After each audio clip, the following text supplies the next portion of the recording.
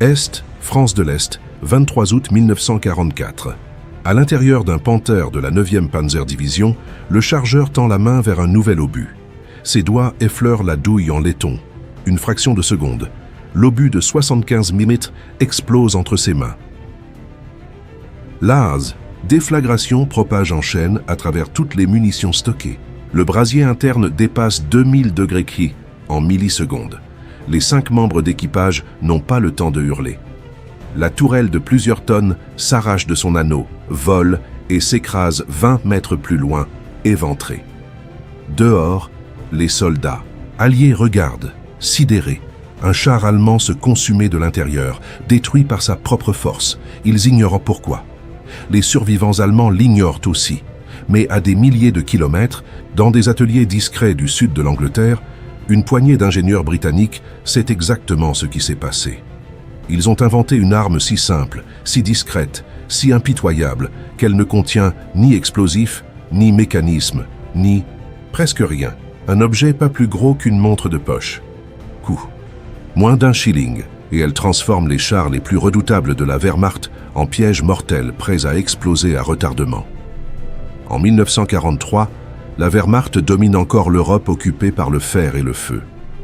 Les divisions Panzer ne sont pas seulement des unités tactiques, elles incarnent la menace existentielle pour les Alliés.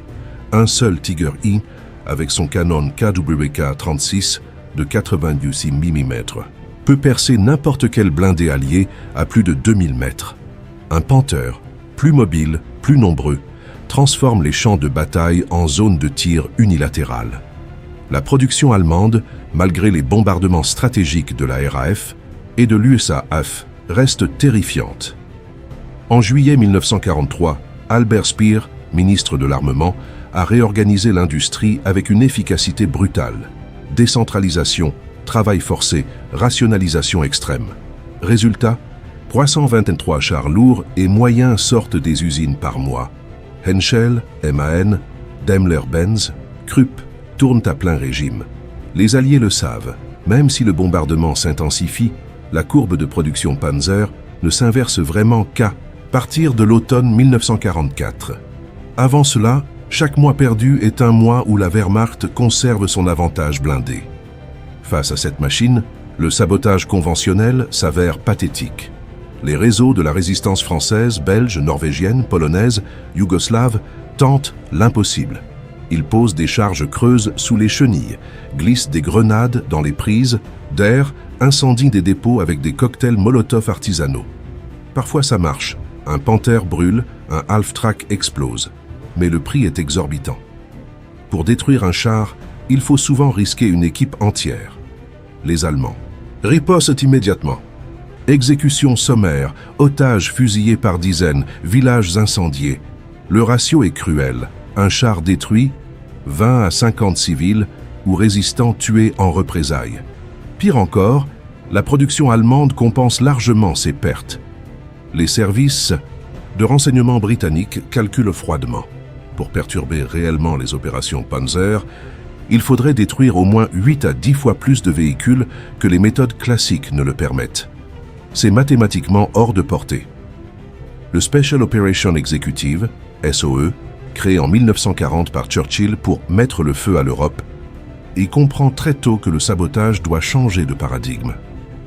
Il ne s'agit plus de frapper fort et vite, mais de frapper invisiblement, durablement et à très faible coût humain. Le directeur des opérations techniques du SOE, section MD1, Ministry of Defense 1, est un officier atypique. Le major Millis Rowland Jefferies, ingénieur de formation, inventeur compulsif, il dirige depuis 1941 un centre secret à Aston House, près de Stevenage, Hertfordshire. Là, une équipe hétéroclite, chimiste de Cambridge, métallurgiste de Sheffield, anciens artificiers de l'armée indienne, travaille sur des armes non conventionnelles. Crayons explosifs, limaces incendiaires, pain de plastique malléable, mines magnétiques pour navires. Mais pour les blindés allemands, rien ne fonctionne vraiment à l'échelle. C'est dans ce contexte que naît l'idée la plus radicale, ne pas détruire le char de l'extérieur, le faire exploser de l'intérieur, utiliser sa propre force destructrice contre lui. L'illusion ennemie est totale. Les Allemands considèrent leurs munitions comme le maillon le plus sûr de la chaîne. Les obus de 75 mm KK-42, Panther, 87 mm KWK-36-43, Tiger, 50 mm KWK-39, Panzer IV Ausfebte HJ, sont stockés dans des râteliers blindés, protégés par des portes anti-éclats, inspectés rigoureusement. Les dépôts sont gardés par des sentinelles, des chiens, des miradors, des projecteurs. Les convois, ferroviaires transportant les munitions, sont escortés par des unités Feldgendarmerie. Les équipages eux-mêmes vérifient visuellement chaque obus avant chargement. Ils savent que la moindre fissure, le moindre défaut d'amorçage peut causer une catastrophe. Mais ils n'imaginent pas qu'un ennemi invisible puisse transformer cet obus en bombe à retardement, sans modifier son apparence extérieure. Or, c'est exactement ce que les Britanniques vont faire. Le principe est d'une simplicité diabolique. Chauffer lentement l'explosif contenu dans l'obus jusqu'à ce qu'il atteigne son point de détonation thermique spontanée. Pour la plupart des charges d'obus allemands, explosif principal, TNT coulé ou pressed, parfois mélangé à de l'exogène, ce seuil critique se situe entre 170 et 190 degrés au-delà, l'explosif devient instable, puis auto-allumé. Une fois la réaction enclenchée, la chaîne est inarrêtable. La charge propulsive s'enflamme, puis l'obus principal, puis tous les obus voisins dans le râtelier. L'effet est multiplicateur. Une seule détonation interne suffit à vaporiser l'intérieur du char, arracher la tourelle, projeter des béziers, fragments à des dizaines de mètres. La difficulté technique est immense. Il faut produire exactement la bonne quantité de chaleur. Trop peu, rien ne se passe. Trop vite, la température externe monte et l'opérateur ou un garde peut la détecter à la main. Il faut aussi un délai suffisant, minimum 4 à 6 heures, idéalement 8 à 36 heures, pour que le poseur ait le temps de s'éloigner et que l'incident paraisse accidentel. Enfin, le dispositif doit être indétectable. Pas de métal lourd, pas de piles, pas de mécanisme d'horlogerie, rien qui apparaisse sur une radiographie ou une inspection visuelle sommaire. La solution émerge à Aston House fin 1942, début 1943, le C. Dispositif officiellement baptisé Delayed Action Thermal Cartridge, parfois appelé Incendiary Delay Device ou simplement Thermal Initiator dans les rapports déclassifiés, est une petite capsule cylindrique en cuivre pur. Longueur 40 mm diamètre, 15 mm poids, 25 grammes à l'intérieur. 2 compartiments séparés par une fine ampoule de verre fragile. Compartiment 1. Un mélange chimique exothermique stable. Les archives précises restent partiellement classifiées. Mais les indices pointent vers une combinaison de permanganate de potassium plus glycérine modifiée ou un système acide-base retardé type acide sulfurique concentré plus chlorate de potassium avec inhibiteur. Compartiment 2. Un initiateur liquide. Ou pâteux. Quand l'opérateur écrase l'ampoule, par simple pression digitale ou avec un petit outil discret, les deux substances se mélangent. La réaction démarre lentement. Oxydation contrôlée, dégagement progressif de chaleur, pas de flamme, pas de fumée visible, pas d'odeur caractéristique. La température externe de la capsule reste inférieure à 38,42 degrés pendant les 4 à 8 premières heures. Température corporelle ou légèrement supérieure à celle d'un obus stocké en été, indétectable au toucher, même par un armurier vigilant. Puis, entre 6 et 24 heures selon le calibrage, la chaleur interne atteint 190-200 degrés, l'obus détonne. Le reste est une catastrophe en chaîne. La production commence discrètement à l'automne 1943.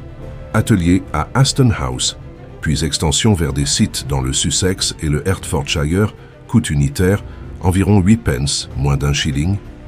Comparaison, un obus de 75 mm coûte environ 120 Reichsmark, un Panther complet, 517 000 RM, un Tiger PN et 200-150 000 300 000 RM. Le ratio économique est absurde en faveur des Britanniques. Pour le prix d'une cartouche thermique, on peut théoriquement neutraliser un char qui vaut plusieurs milliers de fois plus cher. Les premiers lots sont acheminés vers l'Europe occupée via les filières habituelles du SOE, container largué en parachute, modèle HCJ valise diplomatique via les neutres, Suède, Suisse, Portugal. Sous-marin ou vedette rapide sur les côtes norvégiennes et françaises, réseau de passeurs via l'Espagne franquiste. Les agents de terrain, souvent des ouvriers français réquisitionnés dans les dépôts de la Wehrmacht, des cheminots, des mécaniciens de la SNCF, des femmes de ménage dans les cantonnements, reçoivent une formation minimaliste. Trouver un obus accessible. Coller la capsule avec une goutte de colle qui brûlera dans l'explosion. Écraser l'ampoule. Partir. Ne jamais revenir sur le lieu avant plusieurs jours. Aucune trace ne reste. La colle carbonise. La capsule fond ou se fragmente dans l'incendie général. Dès le printemps 1944, les premiers rapports fragmentaires arrivent à Londres. À Lyon, un dépôt de la 12. SS Panzer Division Hitlerjugend. Perd 7 Panthers en 48 heures. Explosions internes inexpliquées, tourelles arrachées, équipages carbonisés dans leur sommeil ou pendant le chargement. À Bordeaux, un convoi ferroviaire stationné près de la gare de triage voit 14 chars, Mix Panther et Panzer IV, détruits sur 3 jours. Les rapports allemands parlent de Selbstanzündung der Munition, auto-allumage des munitions, Fertigungsfehler, défaut de fabrication, ou simplement Ursache unbekannt, cause inconnue. Aucun ne mentionne le sabotage. L'illusion est parfaite. Les équipages allemands commencent à douter. Des rumeurs circulent. Les obus français sont pourris. Les stocks de l'Est sont contaminés.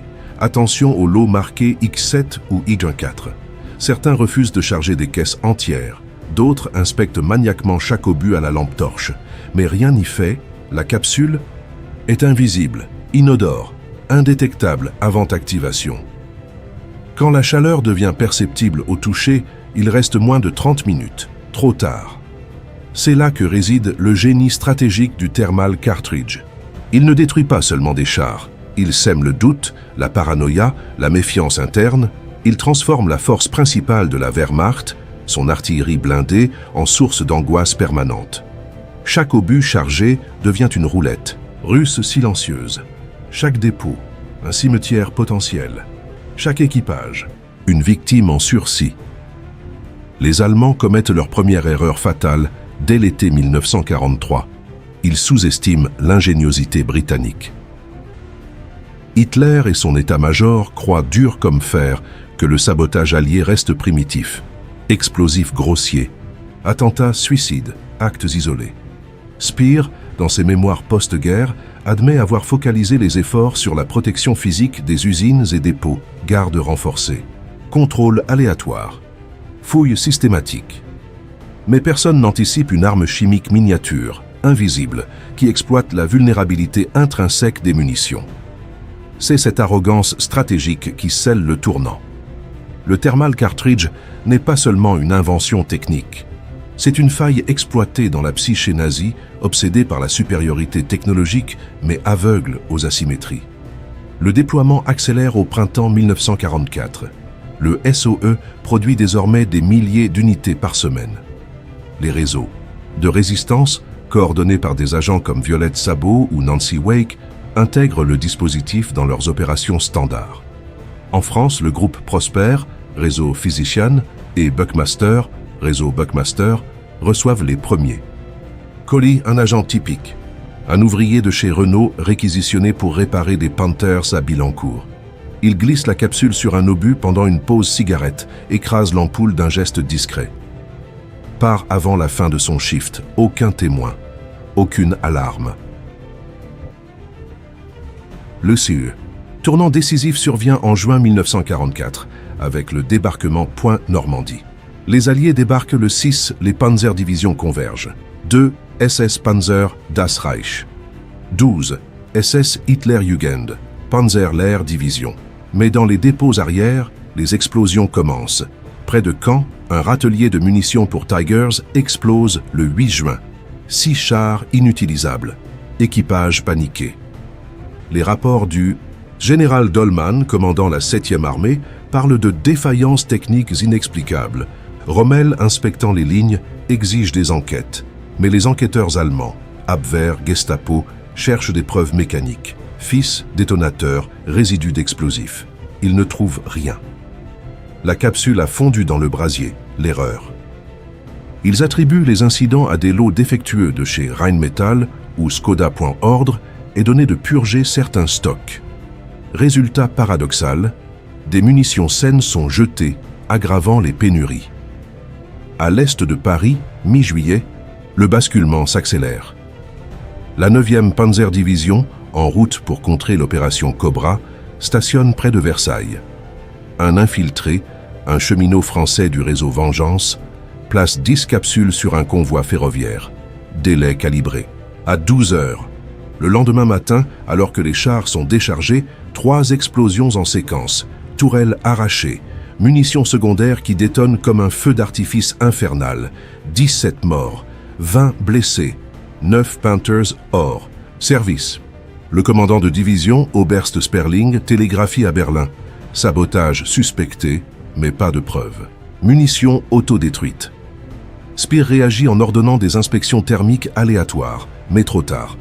Les capsules sont déjà partout, dans les caisses de 88 mm à Munich, les râteliers de 75 mm à Essen, les convois vers l'Italie. L'erreur fatale se cristallise dans la réponse allemande. Au lieu d'isoler les incidents, ils centralisent les enquêtes. Une commission spéciale, dirigée par un ingénieur de chez Krupp, analyse les débris. Ils testent des obus en chambre thermique, découvrent que des températures modérées, par 20 degrés, suffisent à déclencher. Mais ils imputent cela à des impuretés dans l'explosif, conséquence des substitutions forcées par les pénuries, toluène synthétique au lieu de naturel, décision humaine clé. Speer choisit de ne pas alerter massivement les troupes pour éviter la panique. Maintenez la confiance dans notre armement, ordonne-t-il. C'est le piège. Les équipages, ignorants, continuent de charger normalement. Mais la rumeur se propage. Les obus maudits. Un tanké de la Grosse Deutschland Division, capturé plus tard, confie lors d'interrogatoires Mi-9. On sentait la chaleur parfois, mais on pensait au soleil d'été. Puis boum, août 1944 marque le pic du tournant Falaise Pocket. Les Alliés encerclent les forces allemandes. Les Panzers tentent de percer, mais en arrière-ligne, les sabotages s'enchaînent. Près d'Argentan, un dépôt de la 116. Panzerdivision perd 11. Véhicule en 24 heures. Explosion sporadique, imprévisible. Les commandants, comme von Kluge, doivent réallouer des réserves déjà maigres. Le calcul stratégique bascule, pour chaque char détruit au front, 2 ou 3 le sont en dépôt, par ces d'accidents. Les Britanniques, via Ultra Intercept, lisent les télégrammes paniqués. Churchill, briefé par Menzies du Mi-6, note dans une marge, leur force devient leur faiblesse. L'impact humain est dévastateur. Prenez l'équipage d'un Panther, standard, commandant, pilote, radiomitrailleur, tireur, chargeur, hommes entraînés, souvent vétérans de l'Est. Quand l'obus détonne dans le râtelier, la pression interne atteint des milliers de bars. Corps vaporisés. Restes carbonisés impossibles à identifier. Les survivants, rares, parlent de flashs blancs, de hurlements coupés nets. Psychologiquement, c'est la fracture. Des désertions augmentent dans les unités blindées. Certains refusent les missions. Nocturnes, craignant que la chaleur accumulée déclenche les obus. Erreur stratégique allemande. Au lieu de retirer les stocks suspects, ils forcent la production. Speer pousse à 427 chars par mois en septembre 1944, mais 10-15% sont neutralisés avant même d'atteindre le front. Le thermal cartridge force un réexamen global. Les Américains, informés via OSS, demandent des échantillons en juillet. Wild, Bill Donovan, chef de l'OSS, voit le potentiel, mais hésite. Les réseaux US en Europe sont moins denses que ceux du SOE. Ils produisent quelques centaines d'unités déployées. En Italie et Allemagne du Sud, point succès limité. 5 Tigers détruits près de Bologne en octobre. Les Soviétiques, via leurs espions à Londres, Cambridge 5, captent l'idée. Post-guerre, leur manuel de sabotage intègre des dispositifs thermiques retardés. Mais en 1944, c'est le SOE qui mène la danse. Le point décisif, les Allemands tentent des contre-mesures. Fin août, ordre de refroidir les dépôts avec ventilation forcée. Inspection tactile. Toucher chaque obus avant chargement. Mais le délai du cartridge rend cela futile. Si la capsule est posée 10 heures avant, la chaleur n'est pas encore détectable. Ils essaient les rayons X sur des échantillons. La capsule en cuivre fin apparaît comme une variation normale. Une bulle dans la douille. Aucun métal ferreux, aucun circuit. Erreur finale. Ils développent leur propre dispositif similaire, mais trop complexe. Le SD, Sicherheitsdienst, crée des fusées acides pour saboter les munitions alliées. Mécanisme. Horloger. Visible. Délicat. Coût, 50 fois plus cher. Aucun impact comparable. En septembre, le bilan interne SOE estime 80 chars neutralisés. Conservateur. Les archives allemandes, croisées post-guerre, suggèrent 120-140 incidents inexpliqués. Chaque destruction sauve des vies alliées, un Tiger en moins. 5-10 Sherman préservés au combat. Le tournant est irrémédiable. La Wehrmacht, saignée par ses autodestructions, perd l'initiative blindée. Ardennes, décembre 1944. Les dernières. Offensive manque de munitions fiables. Les équipages hésitent. Le doute s'installe. C'est l'erreur fatale. Avoir cru leur armement inviolable. Les Britanniques, avec une capsule à 8 pence, ont inversé la donne. Les Allemands ne restent pas. Inertes, fin septembre 1944. La contre-attaque s'organise. Speer, alerté par une série d'explosions en Rhénanie, convoque une réunion d'urgence à Berlin.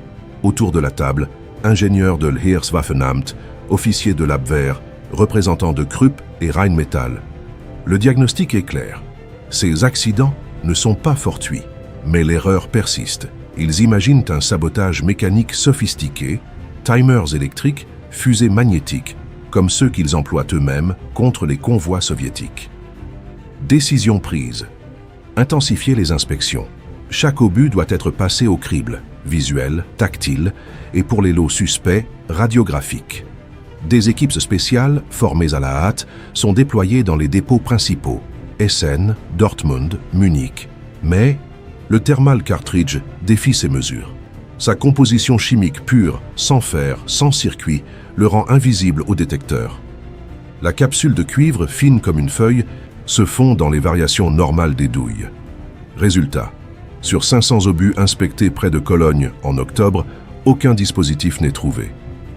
Pourtant, 2 jours plus tard, 3 Panthers explosent dans le même dépôt. La frustration monte 1. Rapport interne de la SS Note, l'ennemi utilise une magie noire. Nos méthodes échouent. La bascule historique commence vraiment à l'automne.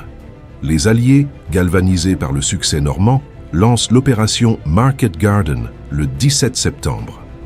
Objectif: percer vers les Pays-Bas, franchir le Rhin. Les Panzer-Divisions, convergents pour contrer. Mais le sabotage thermique frappe au cœur. Près d'Arnhem, un convoi de la 9, SS Panzer Hohenstaufen, perd 8 véhicules en transit ferroviaire. Explosion en chaîne sur les wagons plats. Les obus chargés la veille à Nimègue par un infiltré néerlandais du réseau Orange détonnent à l'aube. Le commandant, général-lieutenant Bittrick, doit improviser avec des réserves amoindries. Ces Tigers, privés de munitions fiables, tirent parcimonieusement. Les para-britanniques de la première Airborne, bien que finalement écrasés, tiennent plus longtemps que prévu. Churchill, informé par des rapports SOE, voit la fenêtre. Nos petites bombes font plus que nos grandes armées. La contre-attaque allemande culmine dans les Ardennes, décembre 1944. Hitler joue son va-tout, Wacht am Rhein 150 divisions, dont 12 panzers, pour briser les lignes alliées. Préparation massive, 1500 chars concentrés en secret. Mais le thermal, Cartridge infiltre même ce bastion. Réseau belge et luxembourgeois. Coordonné par le SOE section RF pour la France libre, place des dizaines de capsules. Un exemple emblématique, près de Bastogne, un dépôt de la 5. Panzer armé sous von Manteuffel. Un mécanicien ardennais, recruté par le maquis, accède au râtelier pendant une garde relâchée. 20 capsules posées sur des obus de 65 sec mm et 90 mm. Délai, 18 heures. Le 16 décembre, jour J de l'offensive, les explosions retentissent. 12 chars détruits avant le départ, équipage tué d'en bas. Leur tente, von Manteuffel, furieux, télégraphie à modèle, sabotage interne. Munitions compromisées. Avance retardée de 6 heures. Ces heures perdues sont fatales. Les Américains, alertés, renforcent leur position. Bastogne tient, la bascule est là. Ce qui devait être une percée fulgurante devient un piétinement boueux. Humainement, les décisions pèsent de lourd. Prenez Otto Skorzeny, le commando SS chargé des opérations spéciales. Il propose une riposte symétrique. Développer des dispositifs chimiques pour saboter les munitions alliées. Prototype testé en novembre. Une ampoule acide qui ronge les amorces. Mais trop visible, trop odorante. Hitler approuve, mais la production patine. Manque de ressources, priorité sur les V2. Côté allié, la contre-offensive s'appuie sur l'intelligence. Le SOE, dirigé par Göbbins, ajuste le calibrage des cartridges, nouvelle version avec délai variable, 4 à 48 heures, pour semer plus de confusion. Distribution élargie, Pologne, Armia Krajowa place des capsules sur des convois vers Varsovie, Yougoslavie, partisans. De Tito visent les panzers italiens. Grèce, hélas, sabote les dépôts balkaniques. Impact cumulatif.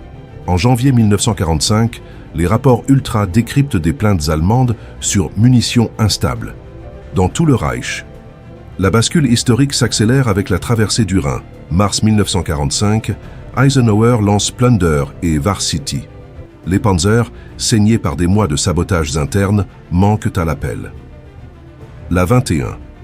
Panzer Division, près de Remagen, arrive avec seulement 60% de ses munitions utilisables. Explosion accidentelle. On décimait les stocks. Montgomery, traversant à Wesel, affronte une résistance blindée affaiblie. Les décisions humaines alliées brillent. Bradley ordonne d'exploiter chaque faille. « Poussez où il craque », dit-il. Les craquements viennent souvent de l'intérieur des chars allemands. Psychologiquement, la contre-attaque allemande se retourne contre elle. Les équipages, hantés, adoptent des routines absurdes. Certains dorment hors des chars, craignant les explosions nocturnes.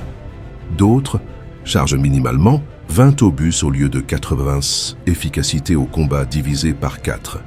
Un sergent de la Leibstandarte, capturé à Cologne, avoue « On priait avant chaque tir, pas pour toucher l'ennemi, mais pour ne pas exploser nous-mêmes ». Speer, dans une ultime tentative, impose des tests thermiques obligatoires, chauffer des obus témoins à 50 degrés terrain pour détecter les anomalies.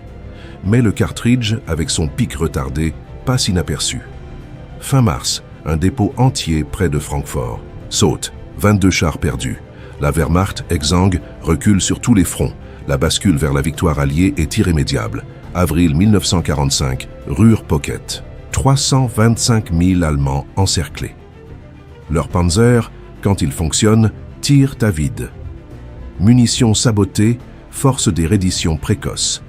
Hitler, dans son bunker, rage contre la trahison interne. Mais c'est la génie britannique qui triomphe. Jefferis et son équipe, à Aston House, reçoivent des félicitations codées.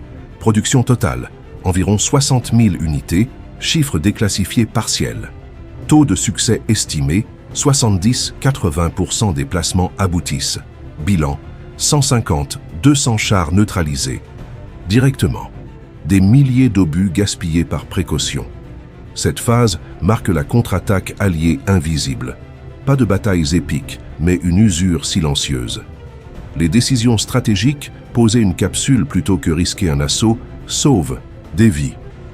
Un résistant français, anonyme dans les archives, écrit « J'ai détruit plus de tanks avec mes doigts qu'un bombardier avec ses tonnes ». La bascule historique. De la domination panzer à la vulnérabilité auto-infligée. Mai 1945, Berlin tombe. Les derniers Tigers, stationnés dans les rues, explosent parfois seuls. Victoire alliée, accélérée par une arme minuscule. Mai 1945, Berlin en ruine. Les derniers Panthers et Tigers survivants gisent dans les rues, chenilles brisées, tourelles tordues. Certains n'ont jamais tiré un coup de canon contre l'ennemi. Ils se sont consumés seuls dans des cours de caserne, sur des voies de garage, dans des hangars bombardés, cause officielle dans les rapports de la Wehrmacht, défaillance munitions. Surchauffe accidentelle, défaut de fabrication. Cause réelle, une petite capsule de cuivre, posée par une main anonyme 6 mois, 3 mois, ou parfois 3 jours plus tôt. Le thermal cartridge n'a pas gagné la guerre à lui seul, mais il a accéléré sa fin. Il a transformé une arme de terreur. Le char lourd allemand en source d'angoisse permanente, en gaspillage massif de ressources, en érosion invisible du moral. Bilan matériel. Les estimations les plus prudentes, croisées entre archives SOE déclassifiées, Perot KV5 Series, rapports post-guerre de l'OKH et interrogatoires Mi-19, convergents. Entre 120 et 180 blindés lourds et moyens neutralisés directement par le dispositif, Panther, 70%, Tiger, Heimonke 15%, Panzer IV, passe 10%, Stugey et Jagdpanzer, le reste. À cela s'ajoutent 300 à 500 obus isolés, détruits ou retirés par précaution, privant les unités de charge complète. Coût total pour la Grande-Bretagne, environ 400 000 à 500 000 pence, moins de 20 000 16 sterling. Coût pour le Reich. Des dizaines de millions de Reichsmark en véhicules perdus, sans compter les équipages formés, le carburant gaspillé, les heures de maintenance perdues. Ratio économique. Pour un Trollraff investi, destruction d'au moins 5 000 à 10 000 dollars de matériel. Ennemi. Aucun autre sabotage SOE n'atteint ce niveau d'efficacité brute. Bilan humain. Chaque char détruit par explosion interne tue ou mutile en moyenne 3 à 5 membres d'équipage. Estimation basse, 400 à 800. Allemands tués ou gravement blessés par ce seul moyen. Mais le vrai dommage est psychologique. Interrogatoire de prisonniers, camp de Latimer 1944-1945, révèlent une fracture profonde. On chargeait les obus comme on charge une bombe à retardement. J'ai vu mon meilleur ami disparaître dans un flash blanc. Depuis, je dors dehors. Les officiers disaient « contrôlez vos munitions ». Mais on ne contrôlait rien. Certains équipages réduisent leur dotation, 30 obus au lieu de 79 dans un Panther. Résultat, portée de combat réduite, cadence. 2 tirs divisés par 2, vulnérabilité accrue face aux Shermans et T-34. La peur n'est pas rationnelle, elle est contagieuse. Elle se propage dans les baraquements. Les convois, les lettres à la famille. La Wehrmacht, machine de précision, se fissure de l'intérieur. Conséquences à moyen terme. 1945-1950. La technologie inspire directement les doctrines de guerre non conventionnelles. Les Américains, via l'OSS devenu CIA, intègrent des Delayed Thermal Initiators dans leur kit Stay Behind pour l'Europe de l'Ouest, opération Gladio. Versions améliorées, délai programmable par capsule interchangeable, sensibilité accrue. Les Soviets, via le GRU et le KGB, développent des analogues chimiques, systèmes thermite et Fakel, dans les années 1950. Principe identique, exploiter la vulnérabilité de l'ennemi contre lui-même. Cold War. Les manuels de sabotage des forces spéciales, SAS, Spetsnaz, Green Berets, citent explicitement le thermal cartridge comme cas. Décolle. Leçon première. La meilleure arme est celle que l'ennemi ne voit pas venir et qu'il ne peut pas contrer sans se paralyser lui-même. Conséquences à long terme. Aujourd'hui encore, le principe survit. Les forces spéciales modernes entraînent des méthodes self-destruct. Contamination thermique de carburant aviation, drones, missiles, initiation chimique retardée, surstock de munitions, opération en zone hostile, sabotage zéro trace, sur systèmes électroniques sensibles, batterie Li-ion qui surchauffe lentement. Le thermal cartridge n'est plus utilisé tel quel. Les explosifs modernes sont trop stables, mais son ADN persiste. Simplicité extrême, plus délai, plus exploitation de la force ennemie. L'Imperial War Museum conserve un exemplaire en stockage. Climatisé, petit cylindre cuivré, banal en apparence. Étiquette Incendiary Device SOE C-PIL 1943. Aucun visiteur ne devine qu'il a coûté la vie à des centaines d'hommes et accéléré la chute du Troisième Reich. Leçon militaire, intemporelle. La supériorité technologique n'est jamais absolue. Les Allemands avaient les meilleurs chars du monde en 1943-1944. Cela ne les a pas protégés d'une faille vieille comme la poudre, la sensibilité thermique des explosifs. Leçon. Auditer sans cesse ses propres vulnérabilités, même les plus évidentes. Le sabotage asymétrique bat le choc frontal quand les ratios sont défavorables. Un résistant isolé, avec 8 pence d'outils, neutralise un char à 250 000 RM. Leçon. Privilégier l'intelligence et la discrétion sur la masse brute.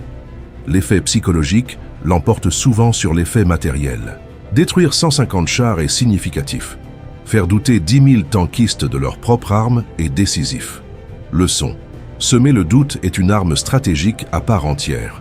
La simplicité tue plus sûrement que la complexité. Les Allemands ont cherché des saboteurs avec des timers sophistiqués.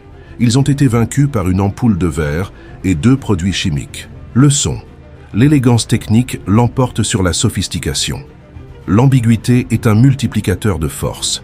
Chaque explosion accidentelle multiplie l'angoisse par 10. Les Allemands n'ont jamais su avec certitude si c'était du sabotage. Cette incertitude les a paralysés plus que n'importe quel chiffre précis. Leçon. Laisser l'ennemi dans le flou est souvent plus destructeur que lui montrer la vérité. Eastern France, août 1944. Un panthère gîte éventré, tourelle à 20 mètres, coque noircie. Les équipes de récupération approchent avec prudence. Ils savent. Un autre peut exploser à tout moment. Ils ignorent pourquoi. Ils ignoreront toujours. Quelque part. En Angleterre, un ingénieur anonyme a calculé la réaction chimique parfaite. Un opérateur anonyme a écrasé l'ampoule d'un geste calme. Un équipage anonyme a payé le prix. Pas de gloire, pas de médaille, juste une petite capsule qui a changé le cours d'une guerre. C'est cela la guerre moderne, des décisions humaines minuscules prises dans l'ombre qui font basculer des empires. Le thermal cartridge n'était pas une arme. C'était une idée, l'idée que la force la plus puissante peut devenir la faiblesse la plus mortelle, si quelqu'un ose la voir. Et vous, que pensez-vous ? Une invention comme celle-ci aurait-elle pu changer d'autres guerres? Ou est-ce justement parce qu'elle est restée secrète qu'elle a été si efficace? Dites-le moi en commentaire. Votre avis compte plus que vous ne le pensez. Merci d'avoir suivi cette histoire jusqu'au bout. Si elle vous a marqué, partagez-la. Abonnez-vous si vous voulez d'autres récits comme celui-ci, vrais, sans filtre, sans compromis. À bientôt sur un autre champ de bataille oublié.